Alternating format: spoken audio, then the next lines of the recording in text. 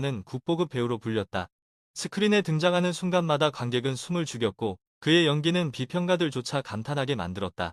하지만 화려한 스포트라이트 뒤에는 점점 어두운 그림자가 드리워지고 있었다. 광고와 작품 러브콜이 쏟아지던 그는 어느 순간 피곤함과 압박을 핑계로 약물에 손을 대기 시작했다. 처음엔 단순한 수면 보조와 스트레스 완화를 명목으로 시작했지만 곧 그 행위가 통제 불가능한 중독으로 변질될 줄은 아무도 예상하지 못했다. 관객이 흥행 보증 수표라고 불렀던 배우가 단숨에 법정의 피고석에 앉게 될 것이라는 사실은 충격 그 자체였다. 유아인의 추락은 단순한 개인 스캔들을 넘어 한국 사회 전체의 마약 문제의 심각성을 일깨운 사건으로 남았다. 유아인의 범행은 단순하지 않았다. 경찰 수사에서 드러난 사실에 따르면 그는 여러 해에 걸쳐 4가지 종류의 마약을 반복적으로 사용했다. 프로포폴은 물론 코카인, 케타민, 대마까지 확인되었다. 특히 프로포폴은 병원 진료 명목으로 지속적으로 투여받았다는 점에서 파장이 컸다. 의료진과 공모했는지 여부가 논란이 되었고 한두 번의 실수가 아닌 계획적이고 지속적인 사용 패턴이 밝혀졌다. 그의 휴대전화와 메시지 기록에서 약물 구매와 사용에 관한 정황이 줄줄이 드러났다. 과거 그가 촬영장에서 지나치게 창백하거나 체력이 급격히 떨어졌던 순간들은 이제 퍼즐 조각처럼 맞춰졌다. 화려한 무대와 카메라 뒤 그는 이미 약물에 잠식되어 있었던 것이다. 경찰은 유아인이 해외 체류 중에도 마약을 사용했다는 의혹을 확인했고 실제로 국외에서 구매와 투약을 시도한 정황까지 확보했다. 이는 단순한 개인적 일탈이 아닌 국제적 범위로까지 확장될 수 있는 심각한 사안이었다. 팬들이 사랑했던 배우의 손에는 더 이상 대본이 아니라 약물이 쥐어져 있었고 그 사실은 대중에게 큰 충격으로 다가왔다. 수사는 치밀하게 진행되었다. 국립과학수사연구원의 정밀감정에서 그의 모발과 소변 샘플에서 다수의 마약 성분이 검출되었다. 변호인 측은 잦은 치료와 시술 과정에서 불가피하게 약물을 사용했을 뿐이라는 주장을 펼쳤지만 검찰은 증거를 내밀며 정면으로 반박했다.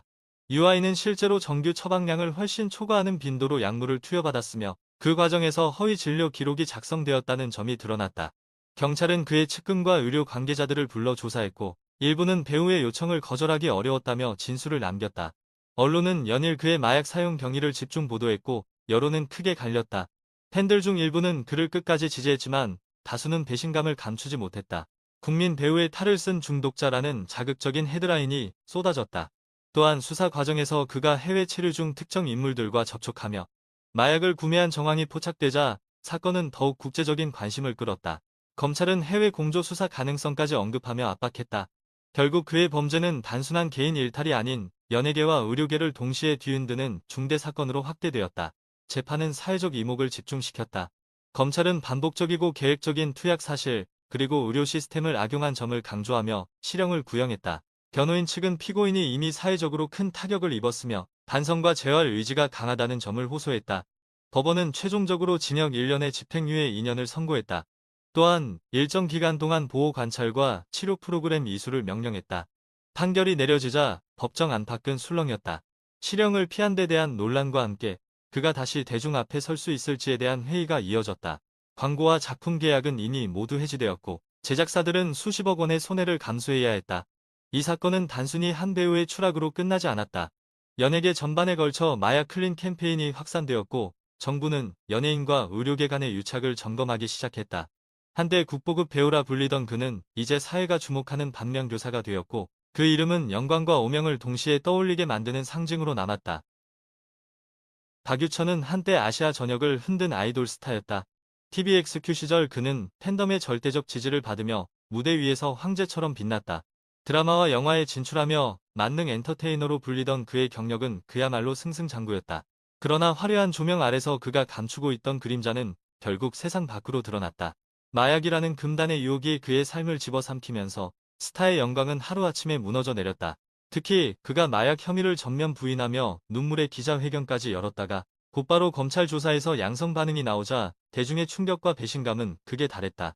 국민 첫사랑이라 불리던 남자가 단숨에 거짓말쟁이 마약 사범으로 추락한 순간이었다. 범행의 실체는 충격적이었다. 2019년 박유천은 지인인 남양유업 창업주의 외손녀 황하나와 함께 마약을 투약했다는 혐의를 받았다. 특히 그가 사용한 마약은 메스암페타민, 소위 필로폰으로 알려진 강력한 중독성 약물이었으며 단순 사용이 아니라 반복적 투약 정황까지 드러났다. 수사 과정에서 밝혀진 바에 따르면 그는 황하나와 함께 호텔, 자택 등 여러 장소에서 마약을 사용했고 직접 구매에 관여했다는 의혹도 제기되었다. 박유천은 초반에 모든 혐의를 전면 부인하며 눈물까지 흘리며 결백을 주장했지만 경찰이 그의 신체를 대상으로 한 국립과학수사연구원 정밀 감정 결과에서 마약 양성 반응이 확인되었다. 이미 언론은 그의 눈물 회견을 대대적으로 보도한 상태였기에 그 거짓이 드러났을 때의 충격파는 상상을 초월했다. 단순히 연예인의 일탈이 아니라 팬과 대중을 기만한 대표적 사건으로 회자되었다. 수사 과정은 치밀하고 빠르게 전개되었다. 경찰은 황하나의 진술과 확보된 증거를 바탕으로 박유천을 추적했다. 그가 사용한 마약의 흔적은 모발과 소변 검사에서 모두 검출되었고 휴대전화 내역과 CCTV 영상 또한 결정적 단서가 되었다. 수사관들은 호텔 CCTV에서 두 사람이 출입하는 장면을 확보했고 계좌 추적을 통해 마약 거래 정황을 밝혀냈다.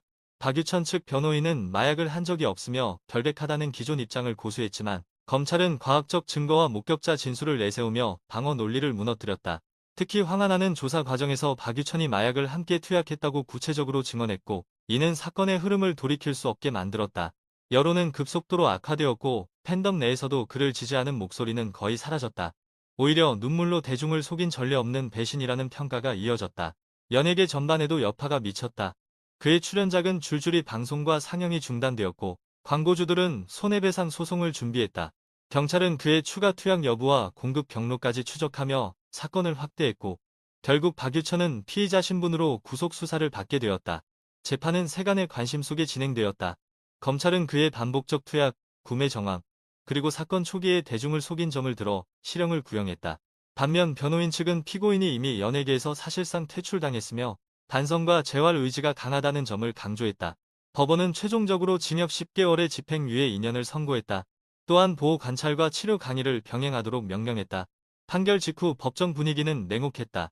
사회적으로 최악의 배신 사건으로 낙인 찍힌 그의 이미지는 회복 불가능해 보였다. 수십억 원의 손해가 발생한 소속사는 계약을 해지했고 방송사들은 그의 이름조차 언급하기 꺼렸다. 사건은 단순히 한 아이돌의 몰락을 넘어 연예계 전반의 마약과의 전쟁을 촉발하는 기폭제가 되었다. 박유천은 이제 더 이상 무대 위의 스타가 아니라 한국 사회가 기억하는 눈물 회견 거짓말의 상징으로 남았다. 최승연, 예명 T. 오피은 세계적인 아이돌 그룹 빅뱅의 래퍼로 글로벌 무대에서 수많은 팬을 거느린 슈퍼스타였다.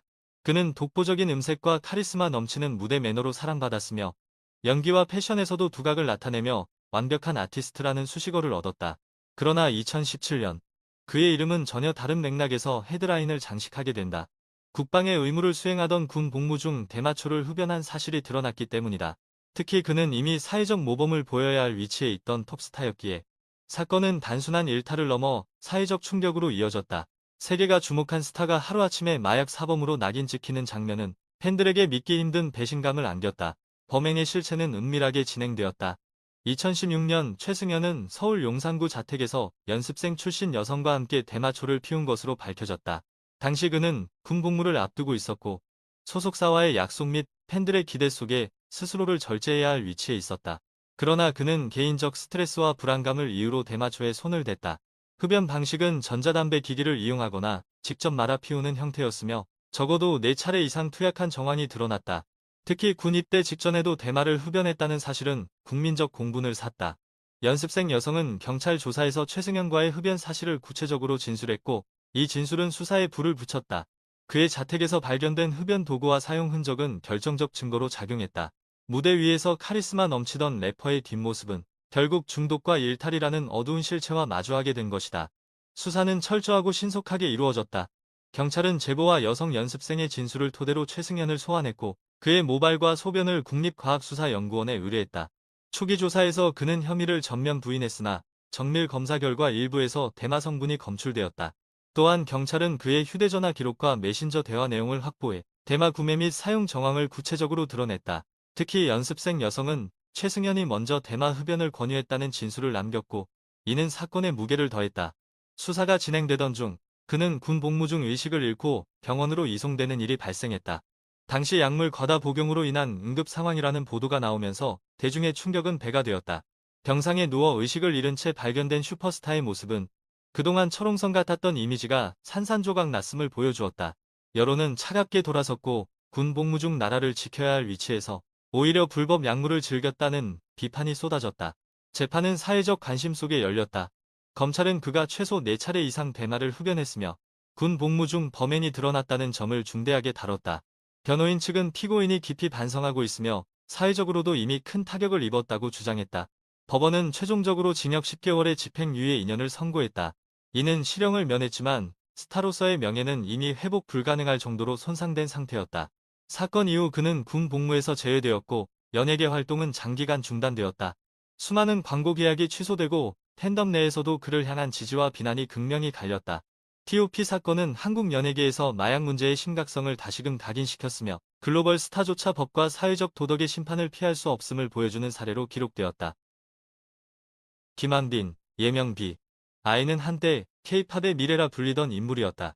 아이콘의 리더이자 작곡, 프로듀싱까지도 맡으며 천재 프로듀서라는 별명을 얻은 그는 YG 엔터테인먼트의 차세대 주자로 손꼽혔다. 수많은 히트곡을 만들어내고 팬들에게는 책임감 강한 리더로 기억되었다. 하지만 2019년 그의 이름은 전혀 다른 맥락에서 세상에 알려졌다. 마약 투약 의혹이 제기되며 그의 화려한 경력은 하루아침에 추락의 길로 들어섰다.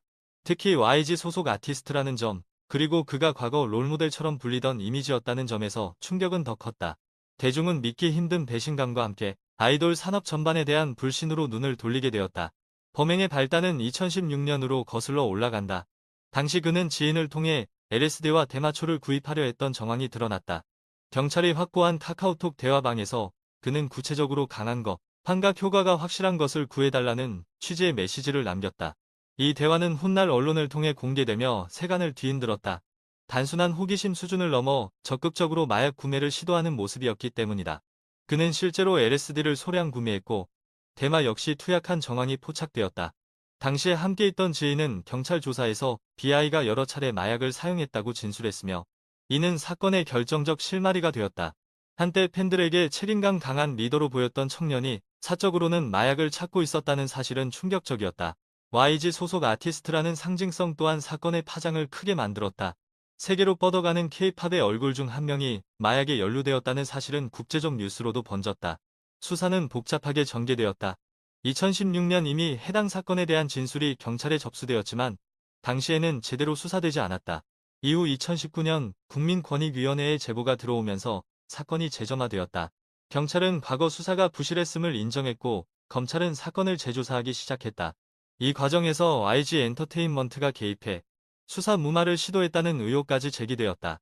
특히 양현석 전 대표가 당시 참고인에게 회유와 협박을 했다는 진술이 나오면서 사건은 단순히 아이돌 개인의 일탈을 넘어 연예 산업 권력 구조의 문제로 확산되었다. I는 처음에는 혐의를 전면 부인했으나 증거와 진술이 이어지자 일부 사용 사실을 인정했다. 경찰은 그의 모발과 소변을 정밀 감정했지만 시간이 오래 지나 불검출로 나왔다. 그러나 카카오톡 대화 기록과 참고인 진술은 강력한 증거였다. 팬덤과 대중은 양극단으로 갈라졌다. 일부는 이미 지난 일이고 청춘의 실수라며 옹호했지만 다수는 거짓말로 일관하다가 들통났다며 비판을 멈추지 않았다. 언론은 매일같이 그의 이름을 헤드라인에 올렸고 YG 내부 비리 의혹과 결합해 대형 스캔들로 번졌다. 재판은 사회적 관심 속에서 진행되었다. 검찰은 그가 LSD와 대마를 반복적으로 사용한 정황을 근거로 징역형을 구형했다. 변호인 측은 피고인이 이미 그룹에서 탈퇴해 사회적으로 막대한 불이익을 받았으며 깊이 반성하고 있다는 점을 강조했다. 법원은 최종적으로 징역 3년에 집행유예 4년을 선고했고 사회봉사 80시간과 약물치료 강의 수강을 명령했다. 이는 실형을 면한 판결이었지만 아이콘의 리더였던 그의 이미지는 회복하기 어려웠다. 사건 이후 그는 그룹에서 탈퇴하고 오랜 자숙에 들어갔으며 소속사 역시 큰 타격을 입었다. 그러나 시간이 흐른 뒤 그는 솔로 활동을 재개하며 음악 활동을 이어갔고 일부 팬들의 지지를 다시 얻고 있다. 하지만 마약 아이돌이라는 꼬리표는 여전히 따라다니고 있다. 이 사건은 한국 연예계의 마약 문제가 얼마나 심각한지를 보여준 대표적 사례이자 권력과 자본이 수사 과정에 어떻게 개입할 수 있는지를 드러낸 사건으로 남았다. 주지훈은 한때 군궁을 통해 아시아 전역에서 폭발적인 인기를 얻은 청춘 스타였다. 잘생긴 외모와 부드러운 카리스마, 그리고 독보적인 연기력으로 그는 곧바로 한류 배우 반열에 올랐다. 각종 드라마와 영화에서 주연을 꿰차며 차세대 톱스타로 주목받았고 광고계에서도 러브콜이 쏟아졌다. 하지만 2009년 그의 이름은 스포트라이트가 아닌 범죄 수사 보도에서 등장했다. 바로 엑스터시와 케타민을 포함한 마약 투약 혐의였다. 단숨에 모범 배우에서 마약 사범으로 추락한 그의 모습은 팬들에게 깊은 상처를 남겼고 대중에게는 한국 연예계가 안고 있는 어두운 그림자를 보여주는 계기가 되었다. 범행의 경위는 충격적이었다.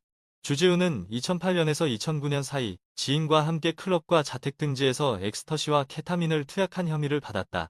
경찰 조사에 따르면 그는 최소 2차례 이상 마약을 복용한 것으로 드러났다. 당시 그는 한창 배우로서의 입지를 다져가던 시기였고 차기작에 대한 기대도 컸던 만큼 파장은 더욱 거셌다. 마약을 공급한 인물은 일본 국적의 여성으로 그녀는 국내 연예인과 모델들에게 대규모로 마약을 유통한 혐의로 체포되었다. 이 과정에서 주지훈의 이름이 거론되었고 경찰은 즉각 그를 피의자로 전환했다. 사건이 공개되자 언론은 차세대 스타의 몰락이라는 자극적인 제목을 달며 집중 보도했다. 그의 팬들은 충격에 휩싸였고 일부는 사실이 아니길 바라며 끝까지 그를 믿었으나 결국 투약 정황이 구체적으로 드러나면서 믿음은 산산조각이 났다. 수사는 빠르고도 집요하게 진행되었다. 경찰은 마약 공급책을 체포한 뒤 확보한 통화 내역과 금융 기록을 통해 연루된 연예인 명단을 수집했다. 이 명단 안에서 주지훈의 이름이 확인되었고 그는 소환 조사를 받게 되었다. 초기 진술에서 그는 혐의를 일부 인정했으며 2차례에 걸쳐 마약을 사용한 사실을 시인했다. 국립과학수사연구원의 검사 결과에서도 관련 성분이 검출되어 그의 진술은 사실로 입증되었다. 수사 과정에서 드러난 사실 중 충격적인 부분은 단순 호기심이 아니라 지인들과 함께 의도적으로 파티를 즐기며 투약했다는 점이었다. 이는 사회적으로 큰 비난을 불러왔고 그의 연예 활동은 사실상 중단될 수밖에 없었다. 또한 경찰은 그의 연예계 활동을 둘러싼 스케줄을 확인하며 마약 사용 시점과 활동 시점을 대조했다. 일부 작품 촬영 당시에도 투약 흔적이 있었다는 보도가 나오면서 논란은 걷잡을 수 없이 커졌다. 여론은 냉혹했다. 차세대 한류 스타가 한순간에 무너졌다는 반응이 지배적이었고 그를 기용했던 제작사와 광고주는 줄줄이 계약을 해지했다. 재판 과정은 그의 인생에서 가장 암울한 순간이었다. 검찰은 주지훈이 반복적이고 의도적으로 마약을 사용했다는 점을 강조하며 실형을 구형했다. 그러나 변호인 측은 그가 초범이며 사회적으로 이미 큰 손해를 입었고 깊이 반성하고 있다는 점을 호소했다. 법원은 최종적으로 징역 6개월에 집행유예 1년, 사회봉사 120시간을 선고했다.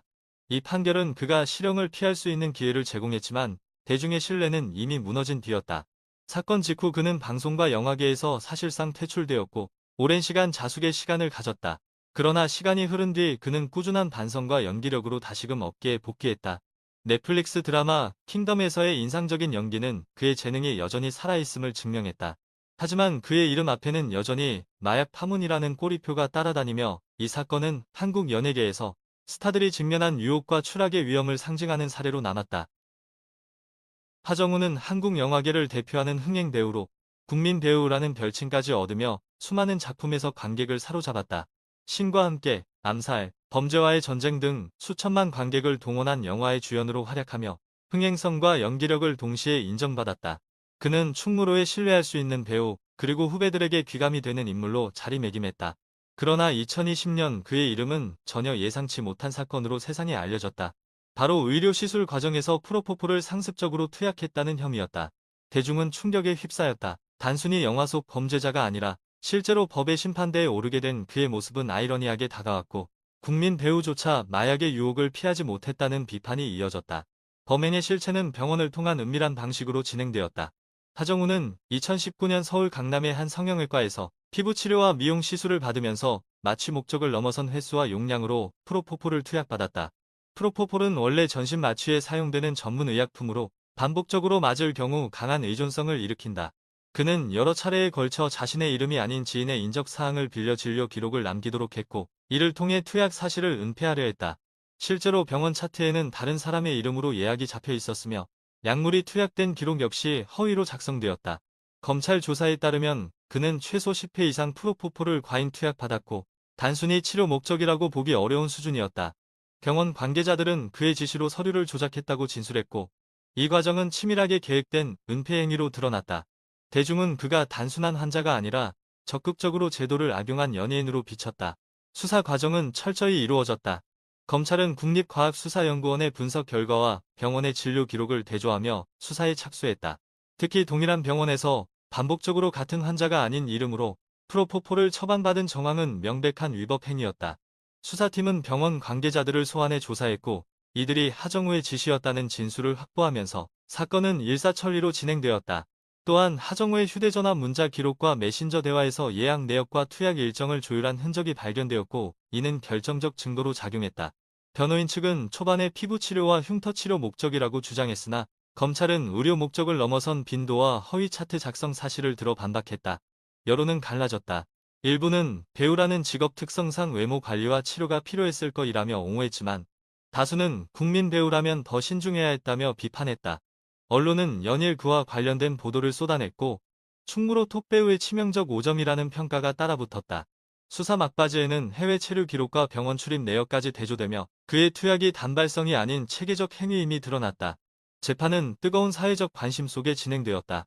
검찰은 그가 수차례에 걸쳐 프로포폴을 상습 투약했고 이를 은폐하기 위해 타인의 명의를 도용한 점을 강조하며 징역형을 구형했다. 그러나 변호인 측은 피고인이 초범이며 의료 목적이 일부 존재했고 사회적으로도 큰 타격을 입었다는 점을 호소했다. 법원은 최종적으로 벌금 3천만 원을 선고했다. 실형은 피했지만 마약류 관리법 위반이라는 꼬리표는 씻을 수 없게 되었다. 판결 이후 광고와 일부 작품은 계약이 취소되거나 연기되었고 그의 이미지는 한순간에 무너졌다. 그러나 연기력과 흥행 파워 덕분에 그는 시간이 흐르며 다시 영화계에 복귀했지만 여전히 과거의 그림자는 완전히 지워지지 않았다. 하정우 사건은 한국 사회의 마약은 지위와 성공을 가리지 않는다는 교훈을 남겼으며 연예계 전반에 경각심을 불러일으킨 사건으로 기록되었다. 박시연은 한때 대한민국 드라마계를 대표하는 여배우였다. 광고 모델로 출발해 세련된 이미지와 안정된 연기로 단숨에 스타덤에 올랐고 커피하우스, 돈의 화신 등 인기작에 출연하며 대중적 사랑을 받았다. 청순한 외모와 카리스마 있는 연기 사이를 오가는 그의 모습은 팬들에게 큰 호응을 얻었고 방송사와 광고계 모두가 선호하는 인물이 되었다. 그러나 2013년 그의 이름은 스포트라이트가 아닌 범죄 기사에 등장했다. 프로포폴 불법 투약 혐의로 검찰 수사를 받게 된 것이다. 국민 여배우라 불리던 인물이 마약 범죄자로 낙인 찍히는 순간 대중은 충격과 배신감을 느꼈다. 박시연 사건은 단순한 일탈이 아니라 한국 연예계 전반의 구조적 문제를 드러낸 사건으로 평가되었다. 범행의 실체는 병원을 통한 반복적 투약이었다. 프로포폴은 본래 수술이나 시술 과정에서 전신 마취 목적으로 사용되는 약물이지만 환각과 중독성이 있어 관리가 엄격하다. 검찰 수사 결과 박시연은 서울 강남의 한 병원에서 피부 미용 및 치료 명목으로 수십 차례에 걸쳐 프로포폴을 상습적으로 맞았다.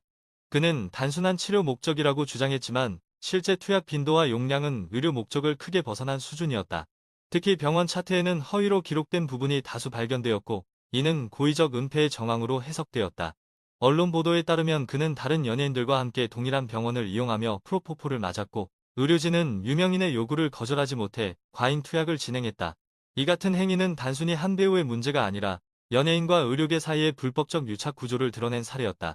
팬들에게 세련된 여배우로 기억되던 그의 이름은 순식간에 마약 스캔들과 나란히 언급되기 시작했다.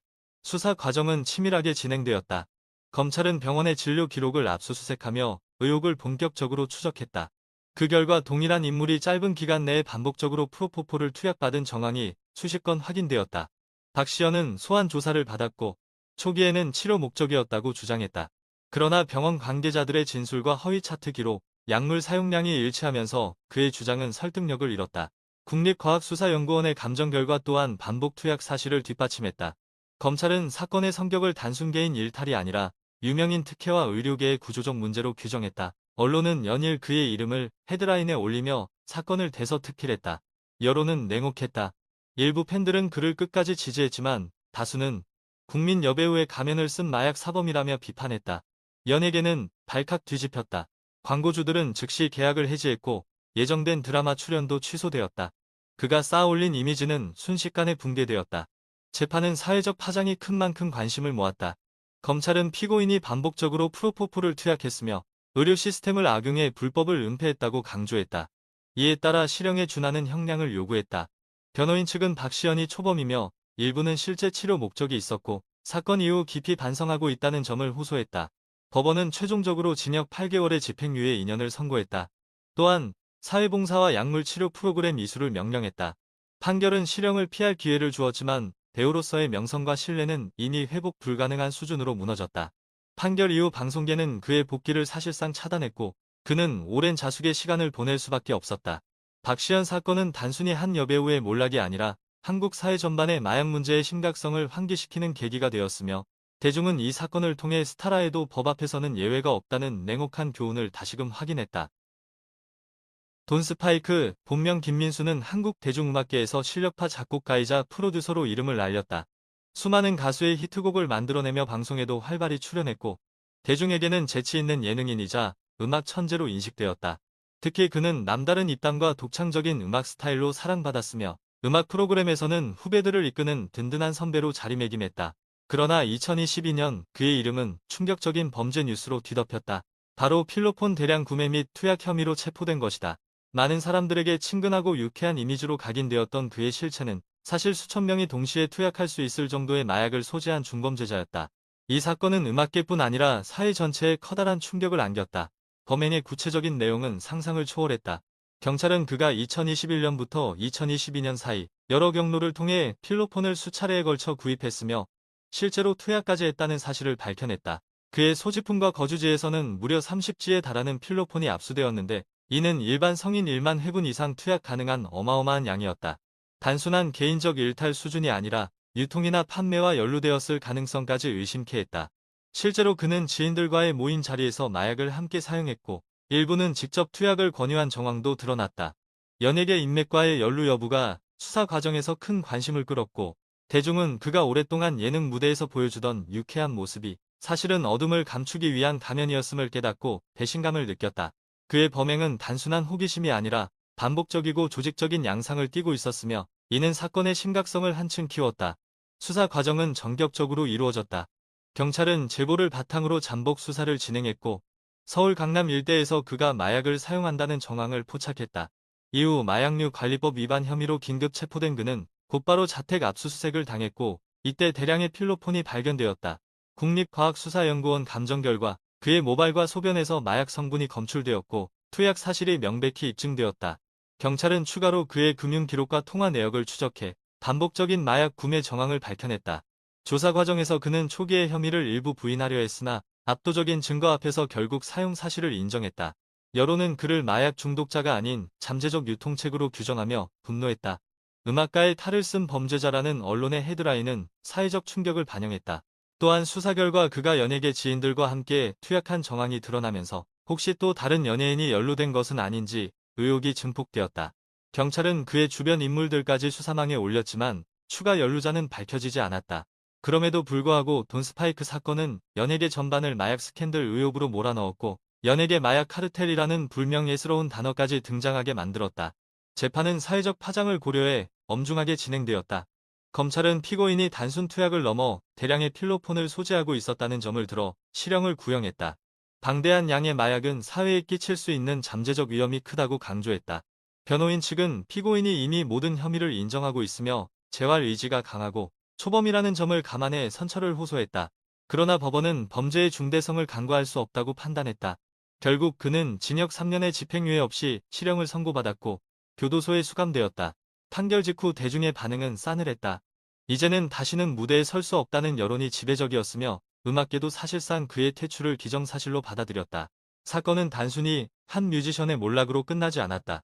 돈 스파이크 사건은 한국 사회의 마약의 심각성과 유통 구조의 위험성을 다시금 각인시켰으며 연예계 역시 더 이상 안전지대가 아님을 보여주는 사례로 남았다. 화려한 스포트라이트 뒤에서 추락한 8명의 스타는 모두 한때는 국민적 사랑을 받던 배우이자 아이돌, 그리고 음악인이었다. 유아인, 박유천, T.O.P.B.I, 주지훈, 하정우, 박시연, 돈 스파이크. 그들의 공통점은 정상의 자리에 서 있었지만 마약이라는 유혹 앞에서 결국 무너졌다는 사실이다. 이 사건들은 단순한 개인의 일탈이 아니라 한국 사회 전체에 마약 문제의 심각성을 알린 경고였다. 화려한 무대와 수많은 팬들의 환호 속에서도 한순간의 잘못된 선택이 인생과 경력을 송두리째 바꿔버릴 수 있다는 교훈을 남겼다. 여러분은 이 중에서 가장 충격적인 사건이 누구였다